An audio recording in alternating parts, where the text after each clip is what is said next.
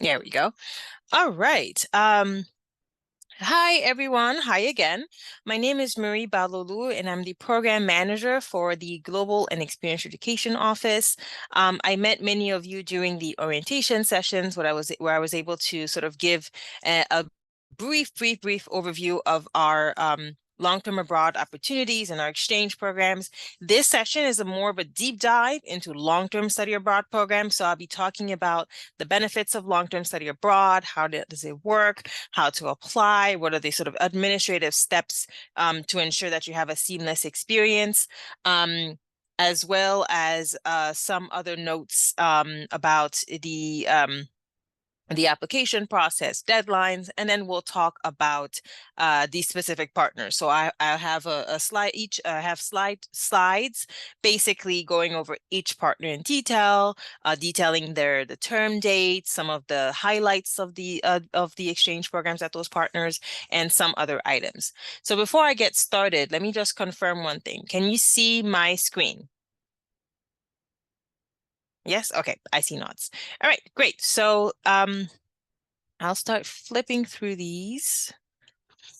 All right, so on our agenda today, we'll talk about basically the reasons why you would want to consider doing a long-term study abroad. So what are the benefits, the add-ons for your experience as a student, and then we'll talk about where to do a long-term study abroad. So where can you go in terms of destinations, who are our partners, where are they located, where are their campuses located, because some of our partners have multiple campuses, and then we'll talk about how to apply for these opportunities. So, why study abroad at a partner university? So, our partners, we have been very adamant in our process about identifying partners that will basically add on to the GWSP experience, to the GWSP strengths, and basically expand on those areas. So, we strategically partnered with top business schools around the world that have expertise in different areas, that have different regional expertise, to basically increase the exposure of our students to these new facilities, academic environments, languages, and much more. So these opportunities allow you to expand your network. And why does it allow you to expand your network? You're basically on a long-term exchange, so you're spending a full semester abroad.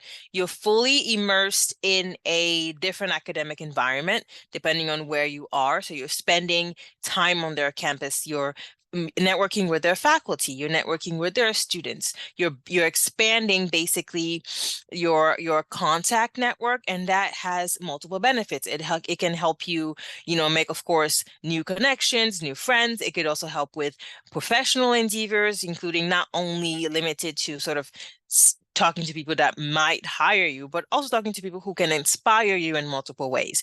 A lot of my students who I sent abroad on these programs, we're doing industry switches, for example. So they pursued a master and sort of they're switching their sector of focus, and they use a long-term study abroad as a way to get their foot into the door. So that is something else that allows you to do that, because again, you're there for an extended amount of time. You have time to build those relationships and to explore.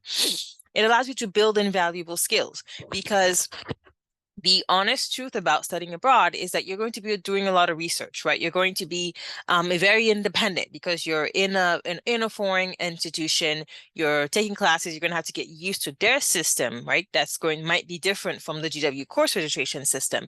So that's going to allow you to build flexibility and adaptability skills, the ability to critically think, right? Think quickly on your feet and make prompt decisions, practical decisions, and problem solving. So it is not just the academic side. It also builds a lot of interpersonal skills and allows you to grow as an individual, as a student, and as a professional. And then it also diversifies your experience. Like I was mentioning before, you're going to be, networking with all these people. You're going to be exposed to different industries, right? You're going to be sitting in a classroom with people who have 15 years of work experience, right? And then you're going to be in group works, perhaps, with people who have expertise in engineering or in sociology, in different fields that you may not have insights into, but that you can get valuable feedback and insights from those individuals. So it really diversifies your experience. So what do you want to consider when you start thinking about a study abroad program? Of course, number one and foremost, you want to consider the academic and programmatic side.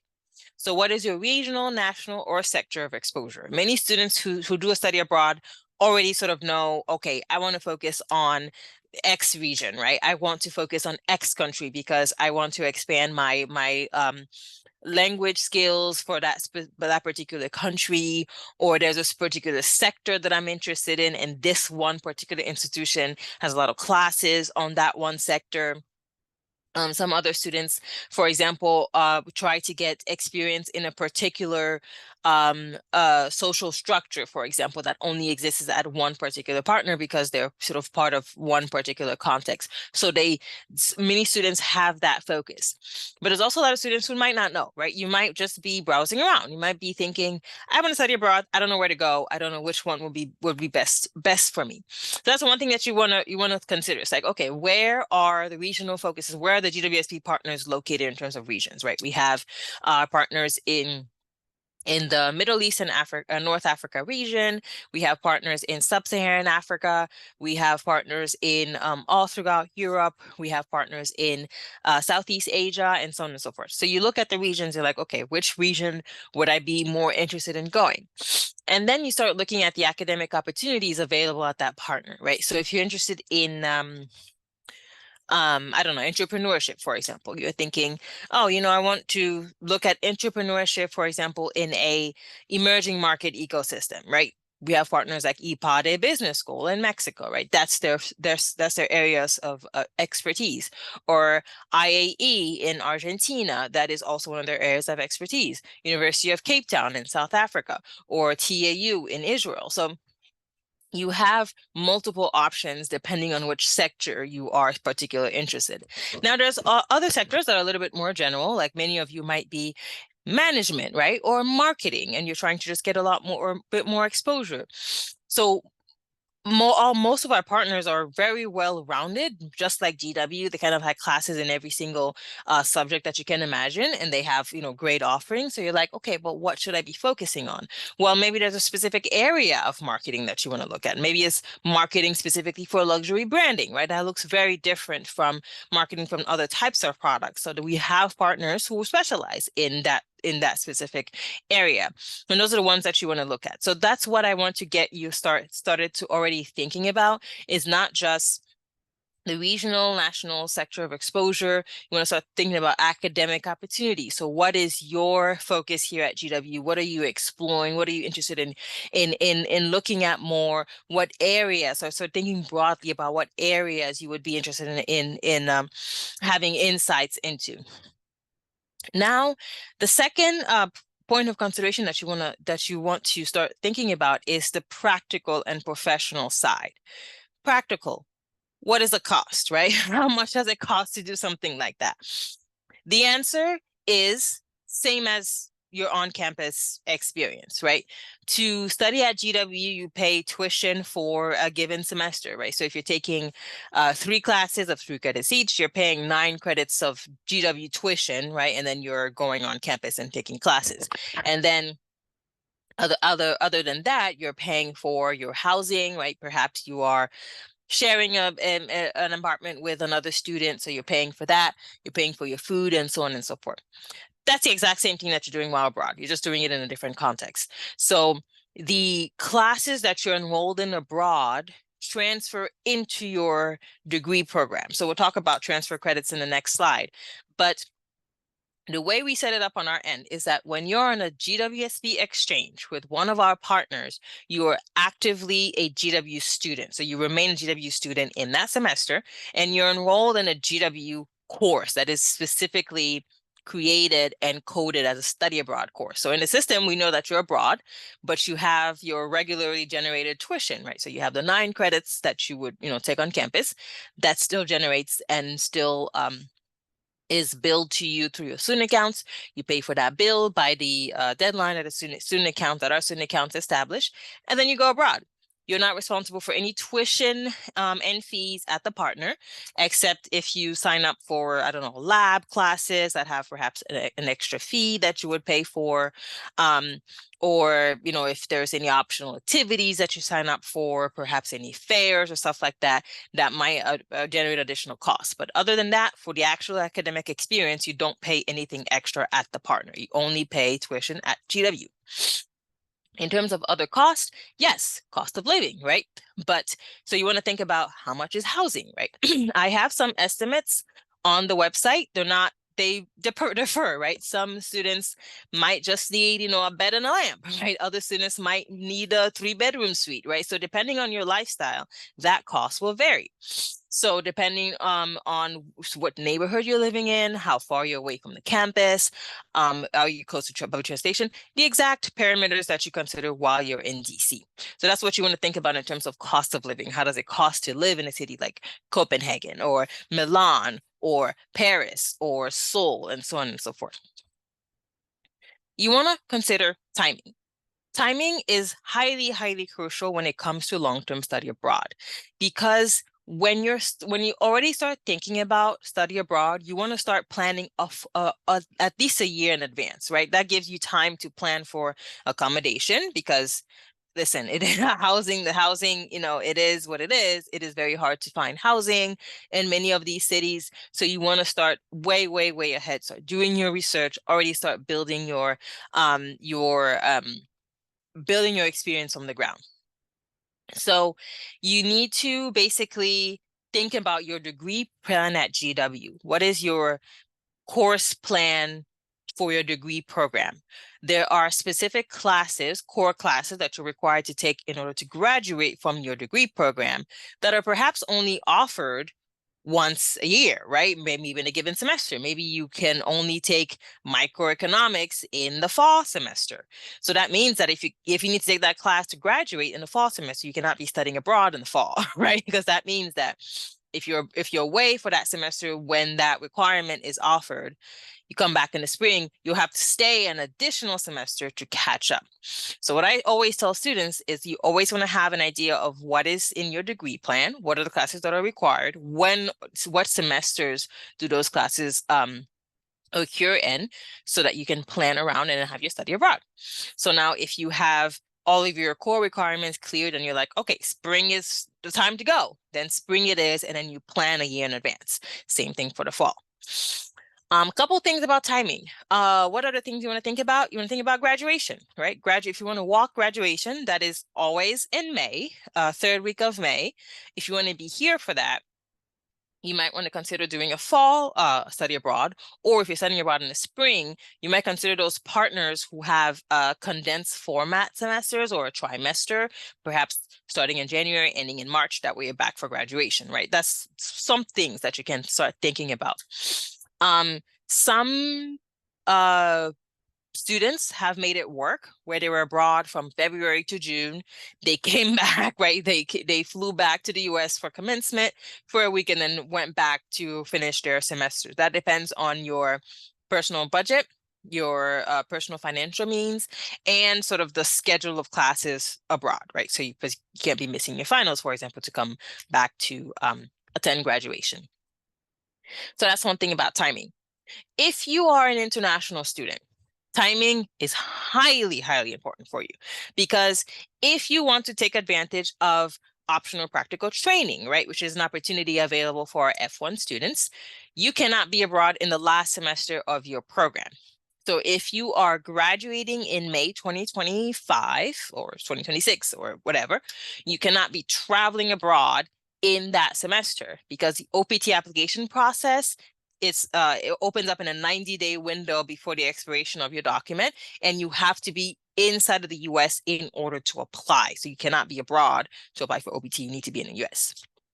Of course, that's not an issue at all if you don't plan on taking advantage of OPT, right? Because that's not a problem. You go, you do your study abroad in, I don't know, Spain, Portugal, and then you head back to your home country from that study abroad. So that's not an issue. It is only an issue if you want to take advantage of OPT. So that's my note about timing. So that's what to get you thinking about what semester would be best to study. And of course, you want to think about career development and networking opportunities. So career development, we tell students, like I was mentioning in the last slide, actually, these opportunities allow you to network, right? They allow you to meet new people, network with new faculty, have access to the industries. At every single partner where you would go, you have access to their career center. So especially if you're planning on working in, let's say you are doing an international business degree program and you're like, I want to work in Mexico, right? I want to work in China, right? I want to learn how to do business in those specific economies. You want to take advantage of their career offices at those institutions, right? You can ask them practical question. They're going to have the same or similar structure as our GWSB Career Center, the Fowler Center, where you can meet with career coaches who will tell you all about how to apply for a job, how to present yourself, how to write your resume, how to interview, different platforms where to find jobs and things like that. So you want to take advantage of that career development that is embedded into these opportunities and that is part of your experience as an exchange student. Who can study abroad? Well, answer, everyone. Everyone can study abroad with different, of course, parameters, with different restrictions, perhaps. If you're curious or if you have a very particular situation that you want to run by me, you can come talk to me in person, and then I can look at your degree program, at your electives, and see how it can fit in. But basically, everyone who has any student who's enrolled in a degree program at GW who has elective credit space in their degree program can study abroad. Undergraduate students are all managed by the Office for Study Abroad. So all our undergraduate students apply through our OSA office. All active graduate GWSB students apply through us, GNE. The deadline for the application is September 8th, which is coming up in about 10 days. So you want to make sure to get in your application, especially if you want to study abroad in the spring. How to apply. Application process, very, very easy, very, very simple. And it is a uniform application process for all of our partners. So it doesn't matter what partner or how many partners you're applying for. It's going to be the same questions, same questionnaire, same materials to submit. There's not going to be like a special, separate application for each of these partners. So at the GW level, applications are currently open. So if you go on our website, we have our partners all nicely organized in a drop-down box where you can select the region, and then it will pop up which partners are available in that region. You will click on the hyperlink, and then it will direct you to the brochure. You can read all about the partner, all about their rankings in terms of their academic programs. You can see the highlights. You can see if we sent students there before. You can see what their academic terms are and everything. And then there's going to be a big apply button. Go ahead and hit that, and then it'll open an application. All applications for our study abroad programs are hosted within our GW Passport system. GW Passport is an application platform available for our study abroad programs. And as a GW student, you log in as a GW member, right? So when you go to the GW Passport platform, you'll see user and your password. So that is your username, is your user ID. Do not enter your, full email, at gw.edu, because it'll treat you as a non-GW user, because that's not a typical GW user format, right? GW user format is the user ID. Whatever IT told you that user ID is, that's what you enter in GW Passport along with your passport, and then you log in. So applications are due at 11:59 on September 8th. September 8th is a Sunday, by the way. So I'm giving you the weekend to finish your application so I can review all the applications on the 9th when I come in. Typically, I would interview the students, and the interview is mainly it's not super formal. It is mainly an opportunity for me to get a better sense of your application materials, right? So I want to get to know you a little bit more as a person. I want to make sure that you understand sort of, especially if you apply for multiple programs, for example, have an idea of like Which one is your favorite? Which was it is your top? Why are you, focused on these specific institutions and so on and so forth. So the interview allows me, a GNE in our office, to better do the placement, right, when it comes to admissions and beyond. So decisions will be shared with students shortly after that date. Usually I try to, turn it around as quickly as possible because, then you need to start the paperwork at the partner side that I'll talk about in the next slide. So once application closed, they are reviewed and then you get a decision, right? You get a decision from me. Yes, you've been accepted into the Copenhagen Business School Exchange, right? And then I will have next steps for you. I will say, okay, so now that I have accepted you, I will transfer your information over to the partner. So the partner then, once they get a nomination from me, they need to enter you in their system. So you have to fill out an application on their side. Many times it is the same similar materials that you would have submitted to us that you just submit to them. Other times for partners that are a little bit more stringent, a little bit more bureaucratic, you might need to submit some additional stuff, right? Korea University Business School usually asks for a lot more documents when it comes because of the rigor in terms of their visa process. So they need a lot more documentation. So you want to be prepared to submit anything that you need to submit once I give you the okay that you've been nominated. So you receive communication from me at every single stage. I'll give you the timeline. I'll tell you when I nominate you. I'll tell you when you can expect to hear from the partner. If you don't hear from the partner, I'll tell you, reach out to me so I can check on the process for you. So that's what that process looks like once you're nominated at the partner. They get you into their system, they get all of your materials, admit you into their system, and then proceed to create, for example, an email address from their, institution. You'll get different services. You'll have access to their enrollment system. They'll give you their dates and deadlines for course registration and so on and so forth. So how does registration and billing look like on our end? As I mentioned before, all of the billing happens at GW. You're not paying extra for this experience. There's not any additional study abroad fees. It's just a tuition for the number of credits that you're transferring back into your degree program and your living expenses. That's all you're responsible for. Your tuition is billed through student accounts, so you take care of that however way you paid your tuition for this fall. And then your living expenses is out of pocket, right? So you're not giving anything to GNE, you're not giving anything to me. One of the expenses that you want to keep an eye on is insurance, right? You want to make sure that all of our students are insured. We have an insurance plan, university-wide GeoBlue health insurance that students have access to.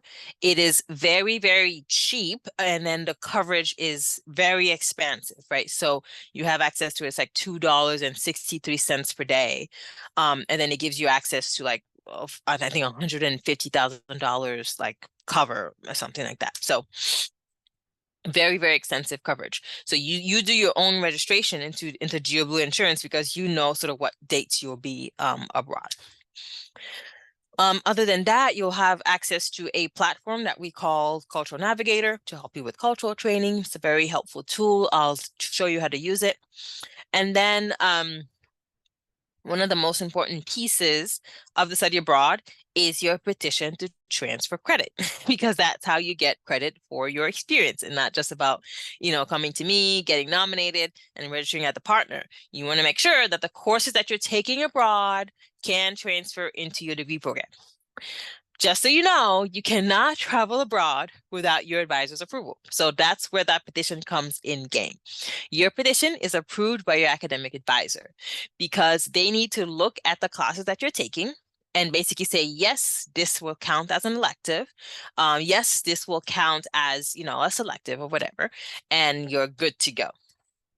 So there is a certain degree of back and forth that you want to have with your academic advisor.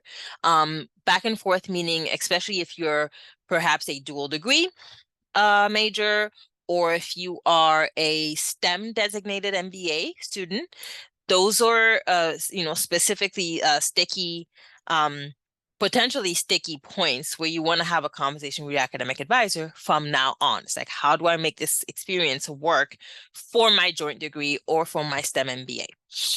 Some other majors that may be a little bit trickier, MSIST, MSBA, MSF, MSIF, MSPM. Why am I listing these? Because MSF and MSIF programs do not have any elective credit space. All the courses that you're taking are core classes, so there's not any elective credit space. So basically, there's no room for a class you're taking abroad to apply into your degree program.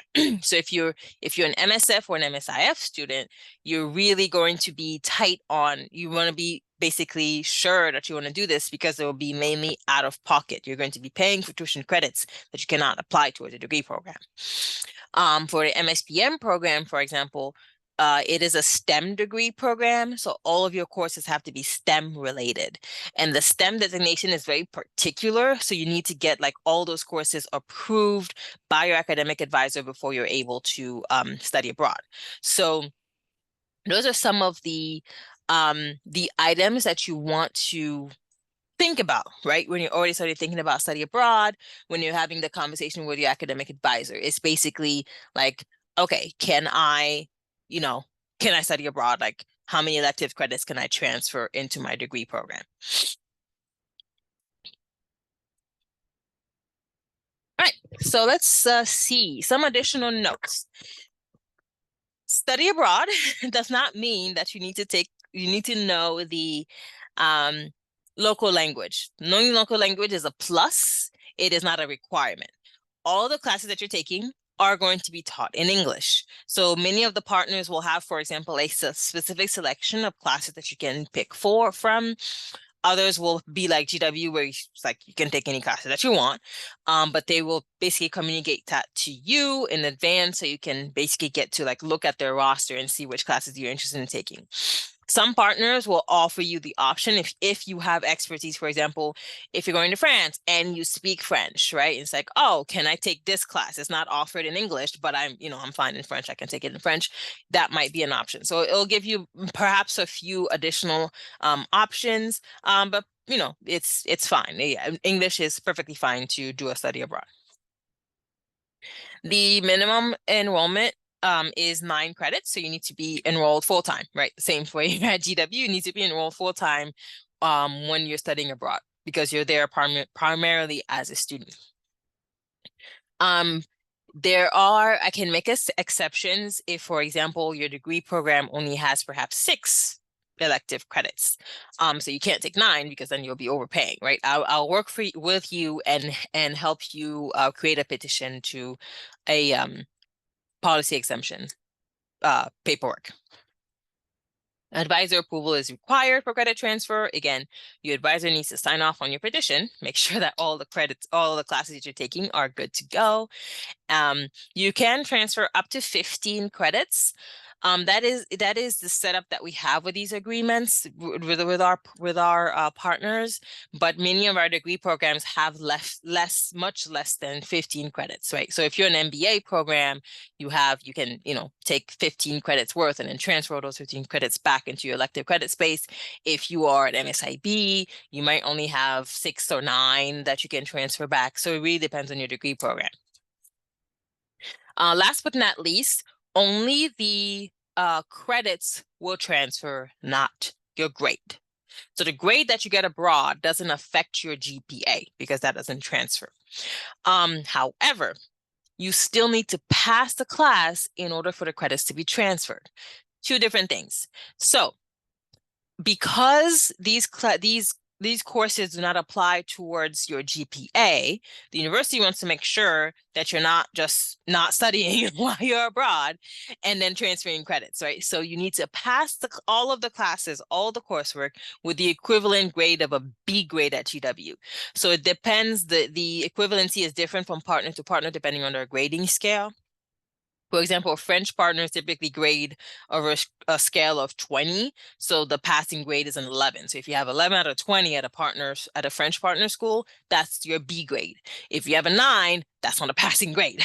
So you won't be able to transfer your credit. So that's very important to note, because some students may not be aware. It's like, oh, I can just go and have fun and then, my credits will transfer. No, there is a requirement. You need to pass all of your classes in order to transfer the credit, but it will not affect your grade. It will not affect your GPA. All right. This is what the petition to transfer credit looks like. This is the main form that you have to submit to me. You'll see at the top here, you'll enter your name, your degree program, the partner institution where you're studying, your exchange semester, and your GWID number, and then sign and date. And then right here, you'll list the courses that you're taking at the partner. So here you'll list the partner course, and then the GW equivalent. So basically what course you'll need that class to transfer at GW, typically elective. So let's say you're taking supply chain management, right? At Copenhagen Business School. So you'll put supply chain management, 6 ECTS credits, and then you put the equivalent 6 ECTS credits in the European system is 3 GW credits. So you put 3 here, and then supply chain management, and then let's say management, right? Management or DNSC or marketing, 60 to 90, depending on what your advisor tells you to do. And then your advisor signs off here, puts their name, and then grants or denies. So this is what the form looks like. Once I get it back from the academic advisor, I'll also double check everything, sign off, and you'll be good to go. All right. So that's basically all of the nitty-gritty, the administrative stuff. So let's now take a deep dive into each partner. Which partners do we have to offer you guys? What are their strengths? When can you go? And so on and so forth. So kicking off strong, Audencia Business School is our partner in France. Their main campus is in Nantes.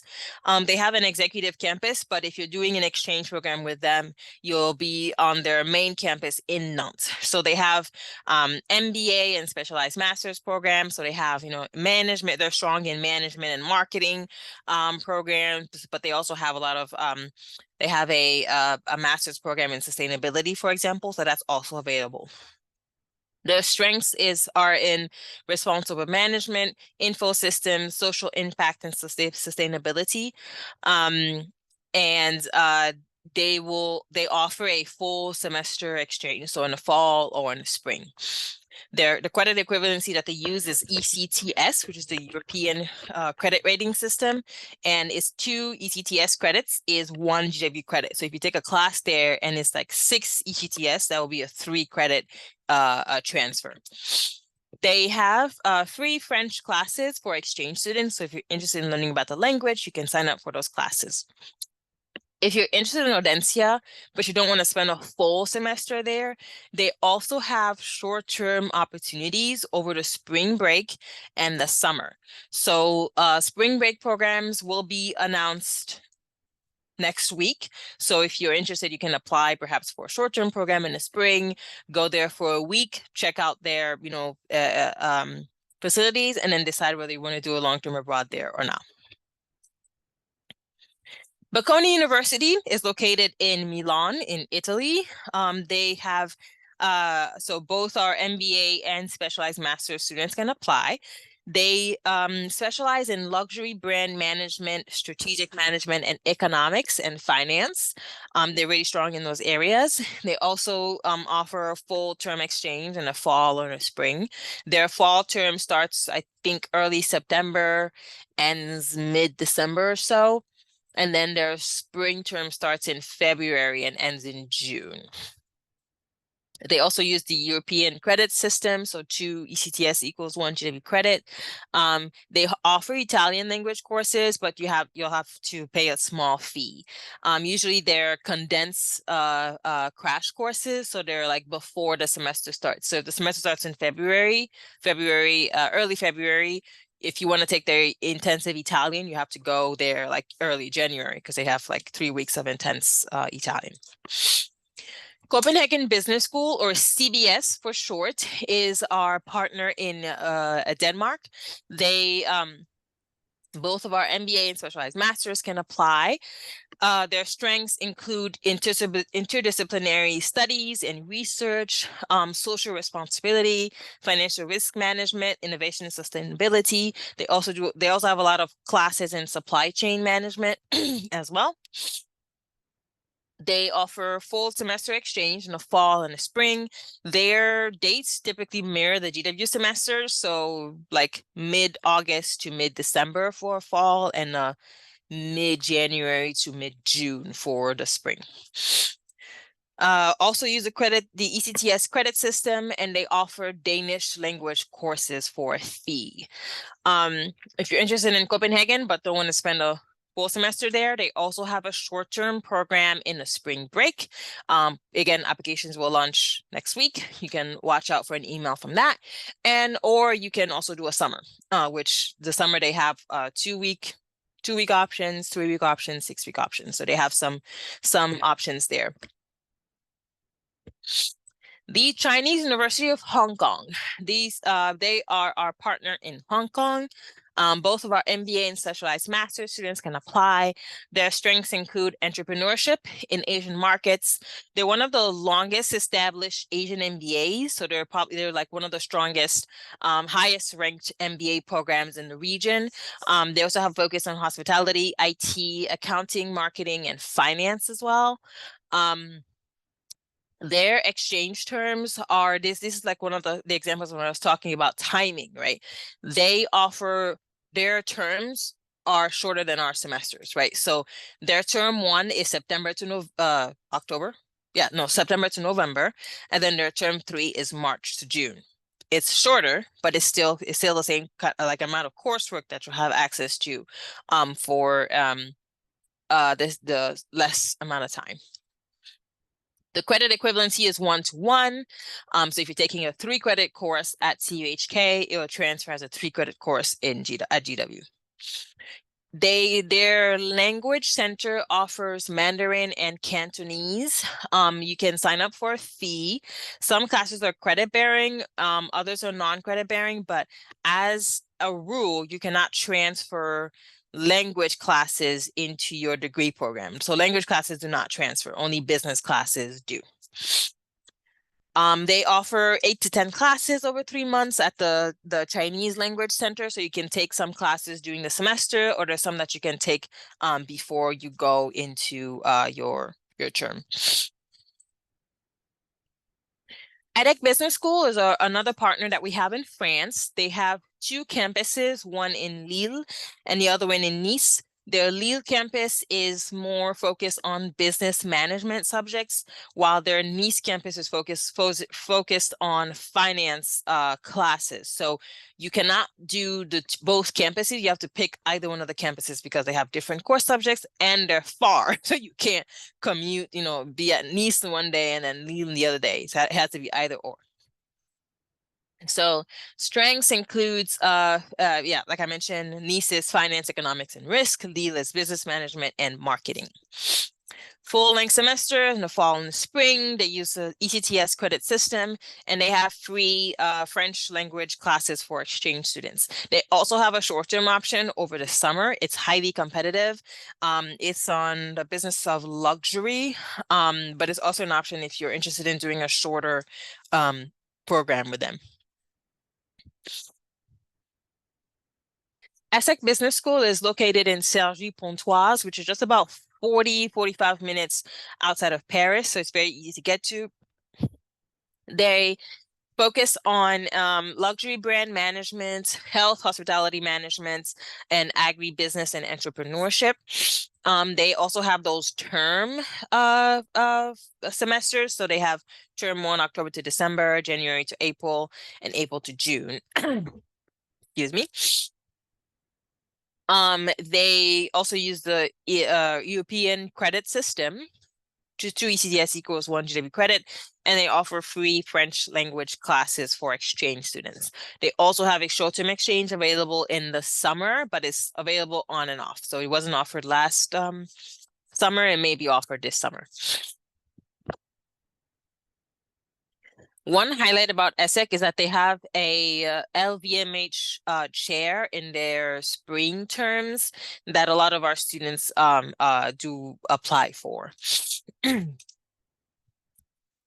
right, Fudan University School of Management. These guys are located in Shanghai in China. So in terms of the eligibility, both MBA and master students can apply, but MBA students only can go in the spring semester. Their fall semester is open to both MBA and master's programs, and that's just because of how their elective credits are offered in those two terms. So in the spring term, they only have options for MBA students versus in the fall where they have options for everyone. So they offer full semester exchange, so in the fall and the spring. One Fudan credit equals 2 GW credits. So if you're taking a 3-credit class at Fudan, that's a 6-credit at GW, something like that. They also have free language classes for exchange students. So with Fudan, the great thing about them is that they're very, very well connected. And they do offer to help students get like internships while they're in China. I don't know if you're allowed to work, like do the internship while you're doing your exchange program, but if you're interested in like interning them perhaps after your exchange semester or before your exchange semester, they can help you like identify a company and help you with some of the research. They also have a short-term exchange program typically offered over the summer. Grenoble School of Management is located in Grenoble in France. They focus on innovation, management, and technology, business consulting, entrepreneurship, and global management. They have a really cool innovation lab, which is like right now, when I was there earlier this year, they had like artificial intelligence projects where they had, for example, and we see this here in the States where they're like prototype stores, for example, where you get to sort of learn how the items are set up in a store so that when you come, when a customer comes in, they just pick things up and then the machine knows what item they picked up. Very, very cool when it comes to technology. So they offer full length of exchange in the fall and the spring, and they have free French language for students. They do have an exchange program.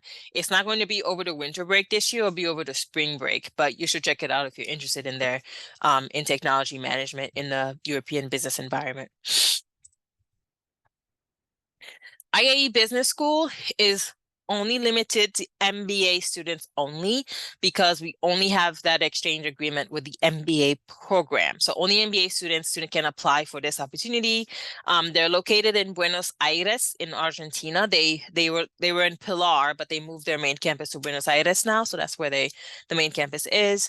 Their strengths include innovation and entrepreneurship and emerging economies. And they have also like these periods, I think they're terms that are more condensed than our GW semesters here. So great opportunity if you don't want to be away for a full like GW semester. IPADE Business School is located in Mexico City. They have 2 campuses, but the exchange takes place on the Mexico City campus. Beautiful campus, by the way. Both MBA and specialized master students can apply. They specialize in business management, emerging markets. Their classes are structured on like a case study method. So you're actually like studying a case, doing their classes. Their terms of exchange are only available in the spring. So they have a winter term from what they call a winter term from January to mid-March, and then a April to mid-June term. They don't have any exchange in the fall. They also use the European credit system, and they also have a short-term exchange program over the spring break if you're interested in checking them out for a short amount of time. Korea University Business School is located in Seoul in South Korea. This program is only available in the spring semester. So it's not available in the fall, unfortunately. So if you're interested in taking this, going through this partner in the fall, that won't be an option and that's mainly because they don't offer electives for exchange students, basically electives in English in the fall semester. It's only in the spring. Their strengths include accounting, finance, marketing management, and they have great relationships with top companies in Seoul. So they have often, for example, lectures and seminars with those where they bring in those stakeholders to talk to their students. Let's see. Oh, they also have Korean language classes available for the master's students, and then they have free and fee-paying options as well. National Shangxi is located in Taipei in Taiwan. They are they're widespread university, just like GW. Like I like to make that comparison. And they have strengths in multiple areas. Like their MBA, they have an international MBA focused on leadership and multicultural team building. But they have basically our agreement is with a College of Commerce, but students are able to take classes like across the university, just like GW. They have full length semester, and they also have a short-term program over the summer. So actually this summer was the first year I think they've offered their short-term program since COVID. So it was brand new. It's like Global Immersion in Asia program. It's like 2 weeks at the end of May. So if you're also interested, that option would probably be available next summer. Maastricht University is located in the Netherlands, in Maastricht, which is I think about 45 minutes, an hour and a half. Can't quite remember the distance from Amsterdam. What I like about them is also their length of exchange. Their periods are also shorter, so you can go for their I think it's like their 8-week periods. You can take I think up to 2 or 3 classes for those periods, and then basically come back before the end of the semester at GW. I tell students not to plan on taking classes at Maastricht and then come back taking classes at GW, but it just allows you to finish all the coursework that you need to do that semester and then come back and get to be on the GW in the GW community, perhaps, especially if it's your last semester. Melbourne Business School is also only open to MBA students. So if you're a master's student, you cannot apply for a MBS. And it is further, the eligibility is furthered by the professional experience. Candidates must have at least 2 years of professional experience, and that matches the profile of their MBA cohort, which their MBA cohort typically has 2 to 5 years of experience. So they want the exchange students to match that profile. Their terms of exchange are also, shorter: January to March, April to June, and September to December. St. Gallen University is located in St. Gallen in Switzerland. They have both, the MBA master's exchange is fine, but the MBAs also have access to what they call their International Study Program, I think it's called ISP, which is like a 10-week program. So you get to do instead of doing the semester, you can opt to do the 10-week MBA program, which is like a cohort. So you'll be in a cohort with like 40 to 45 exchange students, and then you'll take the same classes. So the ISP program is MBA only.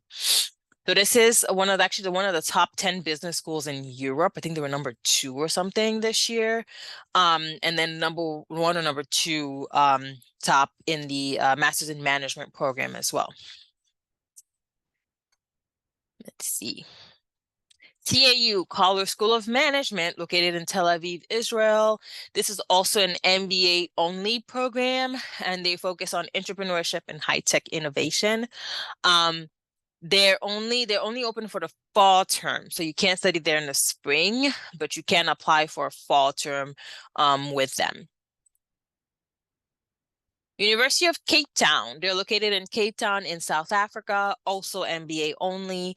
Their strengths include emerging markets, value-based leadership, and social innovation and entrepreneurship. They have, of course, a focus on doing business in Sub-Saharan Africa in particular.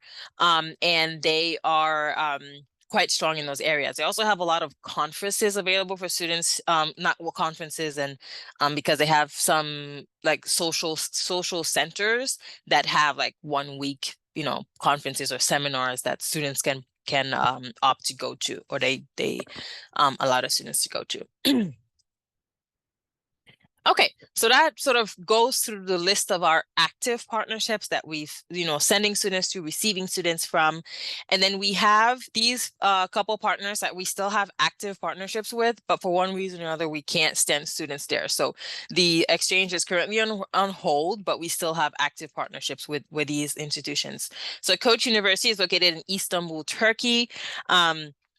I don't think we've received actually any students from there in a while, but that is hopefully we'll be able to open that up pretty soon.